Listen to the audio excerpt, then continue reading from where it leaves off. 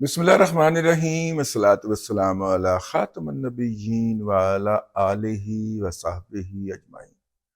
अस्सलामु अलैकुम व रहमतुल्लाहि व बरकातुहू। चाइना ने गुज़िश्ता दिनों एक परेड करवाई और उस परेड के अंदर जो है उन्होंने अपनी मिलिट्री माइट का, अस्करी अजमत का इजहार किया। ये मैंने बैठे बैठे तर्जुमा किया। मिलिट्री माइट, अस्करी अजमत का जो है वो इजहार किया। और अस्करी अजमत का इजहार उनका इतना बड़ा था कि अमेरिका के सदर जनाब डोनाल्ड जे ट्रंप साहब को मीडिया टॉक के अंदर ये बताना पड़ा कि वो भी उस परेड को देख रहे थे और ट्रेड को देख रहे थे। और वो मतलब के मेरा मतलब है उन्होंने कहा कि मैं भी वो परेड देखी है। हाँ आहो। तो अब जनाब जो है वो अल्लाह आपका भला करे, उस मिलिट्री माइट के अंदर हमें परवीन साहनी साहब ने पहले ही बता दिया था कि जनाब वो अपने रोबोटिक जो फाइटर हैं वो डिस्प्ले करने जा रहे हैं। ये उन्होंने कुछ 6 माह पहले एक व्लॉग पॉडकास्ट किया था, इसमें उन्होंने बताया था। और जिसके बाद उन्होंने कहा था कि ये जो इंसान का अमल दखल जो है वो उसमें से निकल जाएगा। अब ये जो रोबोटिक लेकिन उन्होंने जो डिस्प्ले किए वो रोबोटिक कुत्ते थे, मतलब 4 टांगों वाले बुनियादी तौर पे रोबोट थे जो कि लड़ाई के अंदर इस्तेमाल हो सकते हैं। वो फौजी की तरह महाज के ऊपर जा सकते हैं और वहां पे -20 डिग्री सेल्सियस के अंदर भी, जहां पे बर्फ की भी बर्फ जम जाती है बर्फ भी ठंडी हो जाती है वहां पे जाके, मतलब बर्फ से भी ज्यादा ठंडा जो इलाका होता है वहां पे इतना टेम्परेचर होता है। यानी आप यूं कह लें कि सियाचिन के अंदर अब अगर हम वो वाली टेक्नोलॉजी ले लेते हैं जो कि हमारे पास आ चुकी है और हम उस तरह के डिजिटल कुत्ते बना लेते हैं, तो उनको हम भेजेंगे और अपने जो हमारे बच्चे जो हैं वो वहां पे फ्रॉस्ट का शिकार होके अपने अज़ा खो बैठते हैं, उनको हम इस से बचा लेंगे। कुछ लोगों ने ये भी कहा कि जनाब अब सियाचिन पाकिस्तान के पास वापस आया कि आया, क्योंकि अब वहां पे बच्चों को नहीं जाना पड़ेगा लड़ने के लिए। वैसे भी जो एडवांटेज है इंडियंस को, वो ऊपर वाली जगह पे बैठे हुए हैं, उन्होंने कब्जा कर लिया था आके 1985-6 के अंदर, 85 के अंदर, ठीक है। तो इसलिए वो ऊपर बैठे हुए हैं, बच्चे जो हैं वो नीचे सिर्फ पहरा देते हैं कि मजीद आगे ना आ जाएं, ठीक है। इनको ये एडवांटेज है कि इनके पीछे साथ ही जो है वो बर्फ के बगैर जो इलाका है वो शुरू हो जाता है। उनको जनाब बड़ी लंबी परवाजों के जरिए वहां पे डिस्प्ले किया जाता है। तो साल के 12 महीने वहां पे दोनों अपने अपने इग्लूज में बैठ के एक दूसरे के ऊपर गोले बरसाते रहते हैं। ये दुनिया के बड़े ग्लेशियर में शुमार होता है सियाचिन ग्लेशियर का, और भारत की इन हरकतों के बायस उसके अंदर काफी ज्यादा जवाल की निशानियां नुमाया है। मौसमों के अंदर शिद्दत आती जा रही है। बर्फबारी होती है तो एक ही वक्त में बहुत हो जाती है, बारिश होती है तो एक ही वक्त में बहुत हो जाती है, धूप पड़ती है तो एक ही वक्त में बहुत ज्यादा गर्मी के रिकॉर्ड टूट जाते हैं। इस तरह हर मौसम में ठंड पड़ती है तो हफ्ते के लिए बहुत ही ज्यादा ठंड पड़ जाती है, फिर पूरा साल गर्मी पड़ती रहती है। मतलब ये वो सारे हैं कि मौसमों के अंदर शिद्दत आती जा रही है, ठीक है। मौसम सुकड़ गए हैं लेकिन शदीद हो गए, ये तो अपनी जगह के ऊपर हो गया। लेकिन हमारा आज का मौजू मौसमी नहीं है, बल्कि वो उस टेक्नोलॉजी का इजहार है जो कि चीन ने डिस्प्ले की है उस परेड के अंदर, जिसके स्टेज के ऊपर जो एंट्री दी वो 5 लोगों ने दी है। एक उसमें सदर प्यूटन थे, दूसरे पिंग साहब थे, जिनपिंग साहब थे, और उसके बाद जनाब नॉर्थ कोरिया का किम भी था, और उसके बाद जनाब अपने चाचू शहबाज शरीफ साहब भी थे। तो 5 लोगों की जो एंट्री हुई है, अगरचे उस परेड के लिए 20 मुल्कों के सरबराहान को या वज़राए आज़म को बुलाया गया था, लेकिन 5 के साथ सदर पिंग साहब जो थे वो स्टेज के ऊपर एंटर हुए। वैसे मुझे इस बात की हैरत हुई कि तुर्की के सदर नहीं थे उनके साथ, हालांकि परेड तक मौजूद रहे हो वहां पे। तो मोदी साहब तो पहले ही आ गए थे, उनको रुखसत कर लिया गया था कि तुसी घर जाओ, ठीक है। अच्छा, ये परेड इस हवाले से भी बड़ी खौफनाक है कि दुनिया की तारीख में पहली मर्तबा एटमी जो वॉर हेड है, मतलब एटम बम ले जाने वाला मिसाइल जो है, जो दुनिया के किसी भी कोने में एटम बम ले जा सकता है, اس کو باقاعدہ طور پہ نمائش کیا گیا اس پریڈ کے اندر. اس کا ہیڈ جو تھا وہ الگ رکھا ہوا تھا، باڈی الگ تھی، پچھلا حصہ الگ تھا. تو 3 ٹرکوں پہ لوڈ کر کے لائن کے اندر اس کی نمائش کی گئی. یہ شاید دنیا کا پہلا موقع تھا کہ اس طرح کی کسی پریڈ کے اندر اس کو ڈسپلے کیا گیا. ایک تو یہ بات ہو گئی. اچھا، دوسری بات یہ ہے کہ اس کے اندر پہلی مرتبہ 5ویں پشت کے 5th جنریشن جو طیارے ہیں، جن کی سپیڈ بے مثال ہے اور جن کی پرواز لازوال ہے، کیونکہ وہ تقریباً تمام میجر ریڈارز ان سے نہیں پکڑے جاتے یا ان میں نہیں آتے اور ان کا پتہ نہیں چلتا، اور وہ سٹرائک کر کے بھاگ بھی جاتے ہیں فوراً.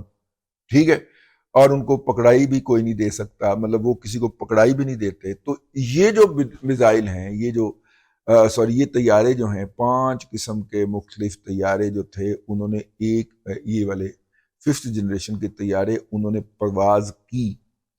جو بحریہ کے طیارے تھے 5ویں نسل کے، وہ اور تھے. جو فضائیہ کے تھے وہ اور تھے. جو زمینی فوج کے تھے وہ اور تھے.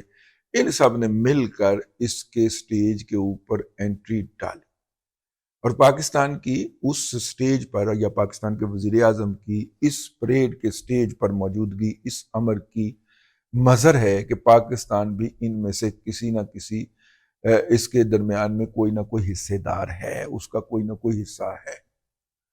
تو یہ جو پریڈ ہوئی ہے، اس نے اور پریڈ اتنی جسے کہنا چاہیے جاپان کے خلاف آزادی کی جنگ جو چین نے لڑی تھی، اور جاپان کو اس کے نتیجے میں وہاں سے بھاگنا پڑا تھا، اس کی 100 سالہ جو تقریبات تھیں، اس کے موقع کے اوپر جو عسکری عظمت ہے چین نے اس کا اظہار کیا. چین کی عسکری قوت جو ہے وہ کسی بھی طور پر دنیا کی سب سے بڑی عسکری طاقت یعنی امریکہ سے زیادہ ہو چکی ہے، ماں سوائے طیارہ بردار بحری جہازوں کے، جو کہ اس وقت امریکہ کے پاس زیادہ ہیں اور چین کے پاس کم ہیں. اور چین نے دن رات طیارہ بردار بحری جہاز بنانے شروع کیے ہوئے ہیں تاکہ وہ اس کے پاس ان طیاروں بردار بحری جہازوں کی تعداد بھی امریکہ کے برابر پہنچ جائے. اس نمائش کا مقصد ایک یہ بھی تھا کہ چین جو ہے وہ ایک ناقابل تسخیر عسکری طاقت بن چکا ہے. آپ کہیں گے کہ میں نے یہ جو ساری باتیں کی ہیں اس کا ہم سے کیا تعلق؟ بات پوچھنے والی ہے کہ دادا اگر یہ ہو گیا ہے تو اس میں ہمارا کیا تعلق ہے؟ ہمارا تعلق یہ ہے کہ چین جو ہے وہ کسی ملک کے ساتھ جنگ نہیں لڑتا. انہوں نے ہانگ کانگ بھی ایک گولی چلائے بغیر برطانیہ سے واپس لیا. وہ چاہتے ہیں کہ تائیوان بھی ان کے ساتھ آ ملے، لیکن اس کے لیے انہیں گولی نہ چلانا پڑے، کیونکہ تائیوان کے پاس امریکہ کا جدید ترین اسلحہ ہے. تو اس لیے جب بھی وہ پیار بھری باہوں کو کھول کے تائیوان کی طرف بڑھتے ہیں، آگے سے وہ امریکی ہتھیار کھڑے کر دیتے ہیں. ٹھیک ہے، تو اس لیے جو ہے وہ مسلسل اس میں لگے رہیں کہ آپ بھائی ہمارے ساتھ گلے مل جاؤ، ہمارا حصہ بن جاؤ. ٹھیک ہے، اس لیے چائنا نہ تو اپنے بارڈر کے اوپر کوئی جنگ لڑتا ہے. اگر انڈیا کے ساتھ اس کو جنگ لڑنی بھی پڑی ہے تو اس نے کسنوں سے اور مکوں سے لڑی ہے، اس نے کوئی گولی نہیں چلائی. چائنا نے اپنی یہ جو عظمت قائم کی ہے کہ گولی چلائے بغیر. تو جب آپ نے گولی نہیں چلائی، کوئی جہاز نہیں اڑایا، دشمن کے جہاز نہیں گرائے، دشمن کو میزائل نہیں مارے، تو پھر آپ کی عسکری جو عظمت ہے وہ بس خالی عظمت ہی رہے گی. لوگ کہیں گے او پتہ نہیں تیرے کو چال دا بھی ہے کہ نہیں چال. ٹھیک ہے نا؟ اب آپ نے اس بات پہ غور کرنا ہے.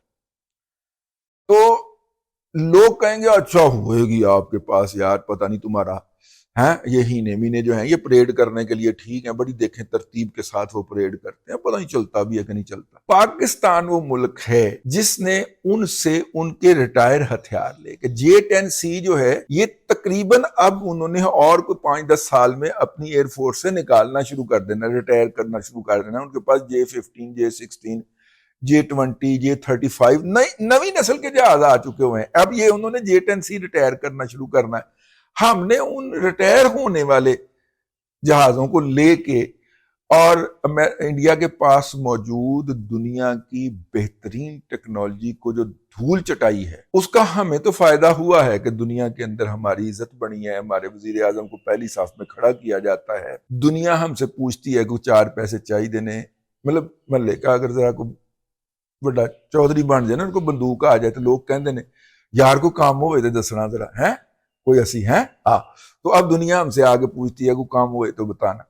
تو وہ جو بہت بڑا جو ہے جسے کہنا چاہیے کہ جو چائنا کی عسکری عظمت کا اظہار جو تھا وہ پاکستان نے یوں کیا یا اس کو یوں مطلب کہ ثابت کیا کہ دیکھیے ان کے جو ریٹائر ہونے والے ابینڈن کیے ہوئے جو جہاز ہیں، اگر ہم نے ان کی مدد سے رافیل کو پھینٹا لگا دیا، S-400 تباہ و برباد کر دیا، تو جو ان کے وہ ہیں جو جدید ہیں اگر وہ چلیں گے تو دنیا کا کی حال ہوئے گا۔ امریکہ کو پسو پڑ گئے وہ عسکری تحقیق کے لیے، یعنی کہ آرمی کے مختلف شعبوں کی تحقیق کے لیے انہوں نے اربوں خربوں ڈالر کے فنڈز جاری کرنے کی بات کی ہے۔ میرا مطلب ہے کہ 2-2.5 ارب ڈالر تھے ابھی پچھلے دنوں ہی امریکی صدر نے اپروو کیا ہے۔ اس لیے پاکستان کی اس سٹیج پر موجودگی جو تھی وہ بہت کھلی، اور وہ جو تصویر ہے جس میں یہ 4 ایٹمی قوتوں کے سربراہ سٹیج کی طرف جا رہے ہیں جن کا میں نے ابھی تذکرہ کیا ہے،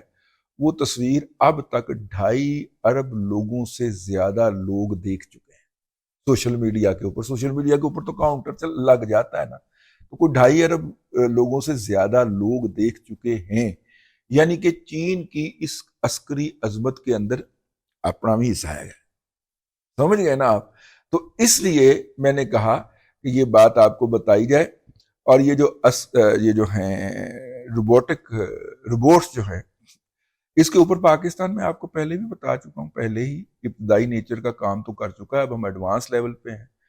تو آئندہ فوج جو ہے وہ زیادہ تر روبوٹس کے اوپر مشتمل ہوگی، اور وہ بچے اس کو کنٹرول کریں گے جو گیمیں کھیلتے ہیں، یہ جنگ والی گیمیں نہیں کھیلتے، ہاں یہ بچے جو ہیں یہ فوج میں بھرتی ہونے جا رہے ہیں مستقبل قریب کے اندر، ہے جی مستقبل کی جنگ کی صورتحال ہی بدل جانی ہے۔ یہ دور دراز بارڈر کی برجیوں کے اوپر ہمارے جوان کھڑے ہوتے ہیں اور 3-3 4-4 دن ان کے پاس کھانا نہیں پہنچتا، لیکن وہ وہاں پہ کھڑے ہو کے وطن کا پہرا دیتے ہیں۔ اب وہاں پہ ہم نے روبوٹ لگانے کھڑے کرنے، ٹھیک ہے، پیسے بس آ جائیں ہمارے پاس 4 تو پھر ہم اس پہ کرتے ہیں۔ اب تک کے لیے اتنا ہی، اگلے ولاگ کے اندر پھر حاضری ہوگی۔ اللہ تبارک و تعالیٰ آپ کو آسانیاں عطا کرے اور آسانیاں خلق خدا میں تقسیم کرنے کی توفیق عطا کرے۔